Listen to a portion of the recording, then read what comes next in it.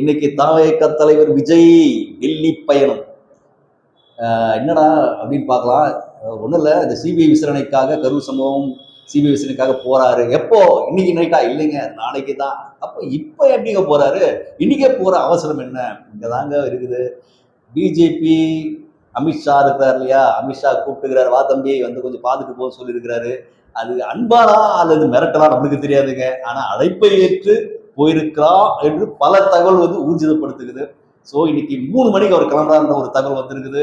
இன்னைக்கு முன்னாடி 3 மணிக்கு போனார்னா அமித்ஷா சந்திக்கிறாருன்னா என்ன காரணம்? ஒன்றும் இல்லைங்க, வா தம்பி எங்க கூட்டணியில என்டிஏ கூட்டணியில நீ வந்து சேரு என்று சொல்லி அது எச்சரிக்கையா இருக்கலாம். அன்பா வந்து அதை எதிர்பார்க்க முடியாதுங்க. அன்பு அவங்க கிட்ட இருக்காது. ஒரு எச்சரிக்கை, தம்பி நீ வரையா, இல்லை நாளைக்கு ஏதோ என்கொயரி இருக்குது, இல்லை இங்கே தங்கிடுறியா, நமக்கு நிறைய ஜெயில எல்லாம் இருக்குது, அதெல்லாம் இருக்குது, இங்கே போட்டுருவோமா, அல்லது நீ போயிட்டு பணி அரசியல் பணியை துவங்கலாமா வானமான்றது சொல்லலாம். அது எங்க கிட்ட இல்லைங்க, அங்க இருக்கு, நிறைய பேசிக்கிறாங்க. ஸோ இப்படி போறாரு. சப்போஸ் இது போறாரு, என்டிஏ கூட்டணியில இருக்கிற எடப்பாடி எப்படி இருக்கும்? வயிறு கலக்குங்க, பாவங்க அவரு. என்னடா இருக்கிற சீட்டை யார் யாருக்கு எவ்வளவு கொடுக்கறது, நம்ம எவ்வளவு சீட்டு நிர்ணயிக்கிறாங்கன்னு தெரியாது. காரணம், இன்னைக்கு அதிமுக பொறுத்த வரைக்கும் அந்த தலைமை என்பது டெல்லியில இருக்குது. அமித்ஷா தான் முடிவு பண்ணணும், மோடி தான் முடிவு பண்ணணும், அது எடப்பாடி கிட்ட இல்லை. ஸோ அவங்க கொடுக்குற இப்படி இருந்த கை, இப்படி இருந்த கை இப்ப இப்படி ஆயிடுச்சுங்க. என்ன பண்றது? போட வேண்டிய இடத்துல இத்தனை தொகுதி கொடுக்கு, போட வேண்டிய இடத்துல இருந்து அதிமுக இன்னைக்கு இப்படி இருந்து பிஜேபி எவ்வளவு கொடுக்கும், இத்தனை தொகுதி கொடுக்குமா? அது மாத்திரம் இல்லைங்க, தொகுதி கொடுத்தாலும் பரவாயில்ல, எந்தெந்த தொகுதி கொடுப்பாங்கன்னு தெரியாது. இல்ல அவன் வந்து இந்த வருஷம் நம்ம நிக்கணும்னு சொல்லி எவ்வளவோ செய்திருக்கிறான். அதை பண்றான், இதை பண்றான், எல்லாம் பண்றாங்க. பண்ணிட்டு இது மாதிரி நமக்கு தான் சீட்டு கிடைக்குன்னு சொல்லி போராடுற ஒரு சூழ்நிலை பிஜேபிகளை போய் அடமான வச்ச மாதிரி ஒரு கதை தெரியும் உங்களுக்கு. இந்த பாரி இருக்காரு, பாரி வந்து பாத்தீங்கன்னா தேரை வந்து போயினே இருப்பாராம், சொந்த தேருங்க அது. போயிட்டே இருக்கும்போது பாத்தீங்கன்னா முல்லை அப்படியே முல்லை குறித்து ஆடிக்குமா, அவரு பரிதாபப்பட்ட ஒரு பாவம், அந்த தேரை வச்சுட்டு விட்டுட்டு நடந்து போயிடுவாரு. அந்த தேர் அவ்வளவுதான், அந்த முள்ளை சுத்தி முல்லை கொடியா போயிடுச்சு. அதே மாதிரிதான் இன்னைக்கு எடப்பாடியாரு, அவருக்கு சொந்தமான தேர் இல்லைங்க, பாவம் எம்ஜிஆர் காலத்துல இருந்து அந்த தேரை ஓட்டி பத்திரமா பாருங்க, மக்களுக்கான தேர் இது, நம்முடைய கட்சிக்கான தேர் என்று சொல்லி பாடுபட்டு அதெல்லாம் பளபளப்பா வச்சு கொடுத்தா, ஊராமட்டு தேரை வச்சுக்கின்னு இவரு எடுத்துன்னு போயிட்டு தாமரை கொடுத்துட்டாருங்க. தாமரை தனியா தண்ணியில ஆடினுக்குதான், தண்ணியில விட்டாரு. இன்னைக்கு வந்து என்ன செய்வது ஏது செய்யுதுன்னு தெரியல. ஸோ இன்னைக்கு அதிமுக எடப்பாடிக்கு விஜய் பயணம் வந்து வைத்த கலக்கத்தான் செய்யும். அது மாதிரி கட்சி இருக்கிற எல்லா கூட இருக்கிற எல்லா அரசியல் தலைவர்களுக்கும் இது பெரிய கிளி தான். அதே மாதிரி போறாரு, இவருக்கும் ஒரு எத்தனை சீட்டு கேட்கலாம் அப்படின்னு கேட்பாரான்னு கேட்டா அது முடியாதுங்க. ஏன்னா அமித்ஷா சொன்னா இத்தனை சீட்டு தான் தம்பின்னா இத்தனை சீட்டு தான், அதுல வந்து மாற்று கருத்து இல்லை. இது என்ன ஆகும்னா, ஒருவேளை இந்த 2 கூட்டணி அமைஞ்சிச்சுன்னா அதிமுகவையும் கைட்டு கொடுக்கிற ஒரு சூழ்நிலையும் உருவாகும். இவன் நினைச்சுக்கிறான் கூட்டணி என்டிஏ கூட்டணியில இருக்கிறோம் இல்லை, எனக்கு வலுவான கூட்டணி ஆயிடல. இப்ப தாவேக்கா வந்தா தாவேக்காவும் நம்முடைய பிஜேபியும் ஒருங்கிணைந்து நமக்கு கடை இறங்கலாம், ஒரு நிறைய சீட்டு வரும். அதை வச்சுட்டு அதிமுக துண்டாக போயிட்டா அதிமுக எடுக்கிறது எப்படி இருந்தாலும் நம்ம கிட்ட தான் வரணும், ஏன்னா டிஎம் கிட்ட போக முடியாது. சரி 4 சீட்டு ஜெயிச்சா கூட இல்லை, எல்லா தொகுதியிலும் போயிட்டு அவங்க 1 நாள் வந்தா கூட கடைசி நம்ம கிட்ட தான் வரணும்னு அவங்களை துண்டாக்குறதுக்கான வழியும் ஏற்படலாம் என்ற ஒரு கருத்து இருக்குது. ஸோ இன்னைக்கு போறாரு தலைவர், நான் தனியான நாள் தான், தனியாக தான் நிற்பேன், இவன் கொள்கை எதிரி, இவன் அரசியல் எதிரி. இப்ப எங்க போயிருக்கிறது? கொள்கை எதிரி கூட கூட்டணி. நீங்க யார் ஏமாறுறது? மக்கள். அது பாவம், இப்பதான் வந்தாங்க, அரசியல்னா என்னன்னு தெரிய இருக்கிற ஒரு நல்ல ஒரு இளைஞர் கூட்டத்தை உருவாக்குறான்ற மாதிரி. ஆனா இந்த கூட்டமே இப்ப அவனுக்கே தெரியல எங்க நம்ம இருக்கிறோம், நம்மளுடைய கொள்கை என்ன, நம்முடைய அரசியல்னா என்ன, அரசியல் திறமை என்னன்றதோ தெரியல. சரி, இந்த விஜய் தான் போறாரு, கூட இருக்கிறத ஆஜவர்தனா, இந்த புஷி ஆனந்த் அவங்களாம் என்ன பண்றாங்கன்னு கேட்டீங்கன்னா, குறிப்பா இந்த ஆதவ அர்ஜுனாக்கு வந்து அரசியலே தெரியாதுங்க. அரசியல் என்பது ஒரு நாகரிகமானது, அதுவும் தமிழக அரசியல் என்பது மிக நாகரிகமானது. பலர் நம்ம பார்த்து கத்துக்கின ஒரு நாகரிகம்.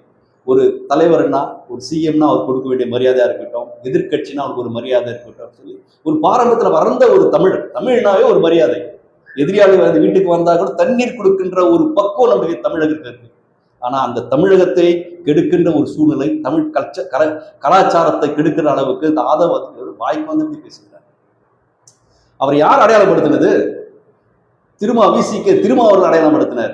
இதை வச்சு நாங்க போயிட்டு விஜய் கிட்ட போயிட்டு நான் திருமாவளவன் கூட தான் இருந்தவன், எனக்கு அரசியல் தெரியும் அப்படின்னு அவரு பாவம் ஏமாந்துட்டாரு விஜய். ஐயோ எல்லாமே தெரியும் பொழுது வாடா அப்பான்னு வச்சார். இப்ப இன்னைக்கு அவருக்கே ஆப்பு வைக்கிற மாதிரி அறிக்கைகளும் பேச்சு இருக்குது. இன்னைக்கு அவர் தொடர்வார் என்று சொன்னால் அது விஜய்க்கே ஆபத்து. எது நிழல் எது நிஜம் என்று விஜய் அவர்கள் கற்றுக்கொள்ள வேண்டும்.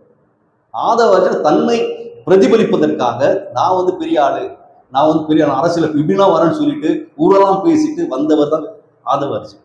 அவருடைய பேச்சு ஒரு சிஎம்ஐ குறித்தோ மற்றவர்கள் குறித்தோ என்ன அரசியல் கண்ட அரசியல்ல ஆழவனுக்கு தெரியுமா? ஒரு கிணத்துல குதிக்கிறவனுக்கு கூட எவ்வளவு ஆழம் தெரியணும். 2 அடி ஆழத்துக்கு மேல இருந்து குச்சான்னா தலை பொழந்துடும், செத்து போடுவோம். அவருடைய நீச்சல் கத்துக்கணும், எவ்வளவு அடி ஆழம் இருக்குது இன்னும் தெரிந்திருக்கணும் வேண்டும். ஆனா அரசியலே ஒன்றும் தெரியாது. இப்பதான் அரசியல் வந்தேன்னா தாறுமாறாக பேசுவது என்பது அது சரி கிடையாது. தமிழகத்துக்கு ஒரு இழப்பு, ஒரு என்ன சொல்றதுன்னு தெரியல. அது கண்ணியம் குறைவானது என்று கூட சொல்லலாம். ஸோ இது ஆதவர்ஜனை வச்சார்னா இன்னைக்கு விஜயை விட நான் தான் பெரிய ஆள்னு சொல்லக்கூடிய ஆள் ஆதவர்ஜன். ஆக அவர்கிட்ட எச்சரிக்கையா இருக்கணும். அவரை கழட்டி விட்டா ஓரளவுக்கு நல்லா இருக்கும். ஏன்னா ஆரம்ப காலம் அது இவரு புஷியானது கூட ஏதோ 4-5 பேர் சேர்த்தாரு, கொஞ்சம் கட்சியில கொஞ்சம் உடைச்சாருன்னு சொன்னா. ஆனா இவர் இப்போ தான் என்று சொல்லுவது, அவர் தான் கூட நீங்க த்ரீஷா ஒன்னா போங்க அப்படின்னு சொல்லியிருக்கலாம். நான் இருக்கிறேன் ஆலோசனை, அது ஒரு ஆலோசனை சொல்லியிருக்கலாம். நீ போய் அதெல்லாம் பண்ண பேசுறான், நான் பேசட்டும் தொழில் நாள் பேசுறதுன்னா அவருடைய ஆலோசனை கூட இதில் இருக்கலாம் என்று என்னுடைய கருத்தா இருக்கிறது. அப்படியே இருக்கலாம். ஏன்னா அவர் பெரிய அறிவாளி, ஜீனியஸ் மாதிரி பேசுவார். எங்க பேசினா மைக்க பிடிச்சாருன்னா அவருக்கு அப்படியே இன்னமும் உடம்பு அதுக்கும் அப்படியே அவர் தான் அப்படின்றது தவறு. சரி, ஒரு அரசியல் என்பது நாகரிகம், சாக்கடைன்னு சொல்லுவாங்க. ஆனா இது துர்நாற்றம் அடைக்கிற சாக்கடையாய் மாறிக்கொண்டிருக்கிறது இந்த அரசியல் எல்லாம். கண்ணியம் வேண்டும். தமிழன் என்று சொல்லும் பொழுது கண்ணியம். அது தாவே கன்று அழகாக நம்ம அந்த கட்சி பெயரை வைத்துக்கொண்டு தமிழ் வைத்துக்கொண்டு இப்படி அநாகரமா பேசுவது நல்லது கிடையாது. நம்ம மறுபடியும் சப்ஜெக்ட் வரோம். இன்னைக்கு 3 மணிக்கு போறாருங்க, நான் எங்க போயிட்டு இருக்கு மன்னிக்கவும், நம்ம போறாரு போயிட்டு வருவாருப்பா. அவருடைய ஒரு நெருக்கடியான ஒரு சூழ்நிலை, ஒரு எல்லா பக்கம் ஒரு நெருக்கடி. அவர் என்ன பண்ணுவார் பாவம். ஆனா இதை நம்பி ஒரு இளைஞர் கூட்டம்லாம் சுத்தி கொண்டு இருக்கிறது வருகிறாங்க. ஸோ அவரும் தன் நிலைப்பாட்டை சரியா சுதாரித்து பேச வேண்டும், சுதாரித்து நடந்து கொள்ள வேண்டும் என்பதை விஜய் அவர்கள் புரிந்து கொள்ள வேண்டும். குறிப்பா அவரை பற்றி தப்பா நம்ம சொல்ல முடியாது.